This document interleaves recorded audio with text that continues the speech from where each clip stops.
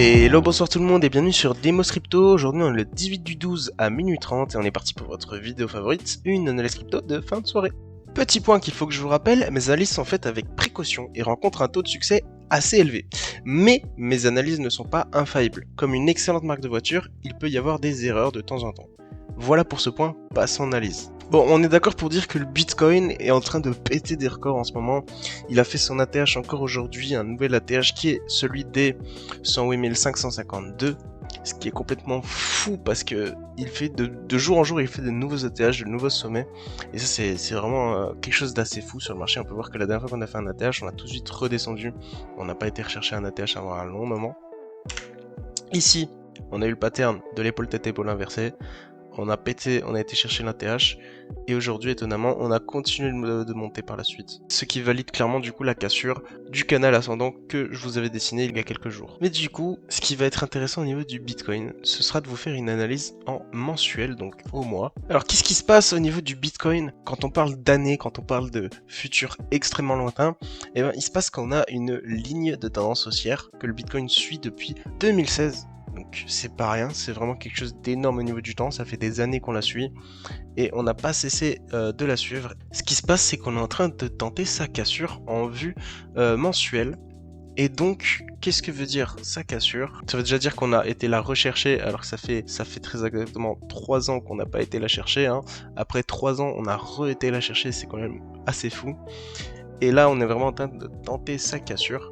Donc si on la casse, qu'est-ce qui pourrait se passer? Eh bah, ça voudrait dire que le Bitcoin sera encore plus bullish qu'est-ce qu'il est déjà et qu'on irait chercher des points encore plus haut que ce qu'on est déjà en train de le faire.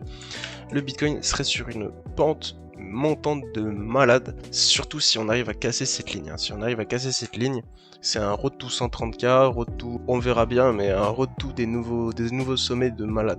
Maintenant, le seul problème, c'est que pour la casser, on parle pas de clôture daily, on parle pas de clôture 4 heures, on parle pas de clôture weekly non plus, on parle de clôture mensuelle. Donc il faudra que à la fin du mois, on clôture au-delà de cette ligne.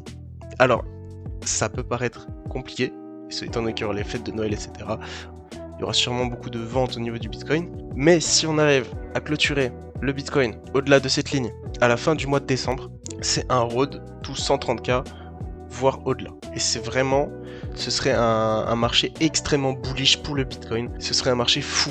Et donc, retour en daily. En daily, j'aimerais vous rappeler qu'on a 2 résistances qui vont nous empêcher de monter dans les prochains jours. Ce sera la résistance des 107 149 et la résistance des 107 856. Donc ça sera 2 résistances à péter si on veut continuer d'aller vers la hausse au niveau du Bitcoin. D'ailleurs, ça pourrait être ultra intéressant d'aller voir la Bitcoin Liquidity Map en ce moment. Étant donné qu'on a été chercher encore un nouvel ATH, et ben c'est ce qu'on va faire tout de suite. Alors nous voilà sur la Liquidity Map du Bitcoin. Et on peut voir qu'il nous reste toujours un pic de liquidité autour des 108 400. Et on constate que la liquidité en dessous de 98 400 est vraiment toujours très petite et peu attirante. Donc le prix du Bitcoin est pour le moment toujours assez attiré, fortement assez attiré par sa liquidité autour des 108 000, qui va donc de 108 000 jusqu'à 114 000. C'est vraiment la poche de liquidité qui va intéresser le prix du Bitcoin à l'heure actuelle. À savoir, comme je vous le rappelle assez souvent, la liquidité agit comme un aimant sur le prix du Bitcoin. Donc ici, on a toujours énormément d'espoir d'aller chercher un nouveau top plutôt que redescendre. Ensuite, petit point sur le calendrier macroéconomique. Donc, hier, on était mardi. On a eu 3 événements. Un à 10h en Allemagne qui était l'IFO climat des affaires du mois de décembre et 2 à 14h30 qui étaient au niveau des États-Unis, la vente au détail principale et la vente au détail mensuelle du mois de novembre. À prévoir pour mercredi qui sera une très grosse journée. On aura l'IPC annuel de la Grande-Bretagne à 8h et l'IPC annuel de l'Europe à 11h. On aura aussi au niveau des États-Unis à 16h30 le stock de pétrole brut, à 20h les projections économiques de la FOMC, ainsi que le communiqué du FOMC et la décision de la Fed sur les taux d'intérêt. Et pour finir à 20h30, toujours aux États-Unis, on aura la conférence de presse du FOMC. Donc mercredi 20h, très grosse volatilité, 16h30 très grosse volatilité, 11h très grosse volatilité, 8h très grosse volatilité, mercredi journée volatile. Restez vraiment à l'affût durant cette journée. Pour ce qui sera de jeudi, eh bien ici on aura à 4h du matin au niveau du Japon la décision de la BOJ sur les taux d'intérêt. On aura aussi à 13h au niveau de la Grande-Bretagne la décision de la BO sur les taux d'intérêt du mois de décembre. 14h30 aux États-Unis le PIB trimestriel. 14h30 on aura aussi les inscriptions hebdomadaires au chômage et l'indice manufacturier fête de la Philadelphie du mois de décembre. Ainsi qu'à 16h les ventes de logements existants.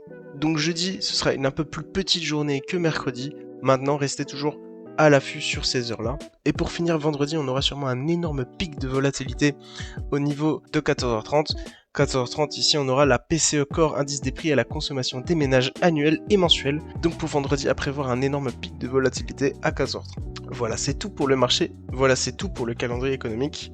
Au niveau du Bitcoin en 4 heures, comme je vous l'avais dit, on avait eu ce pattern de épaule tête épaule inversée qui est un pattern bullish. Et ici, sa target était, je le rappelle, les 106 929 qu'on a été chercher et on était même au-delà.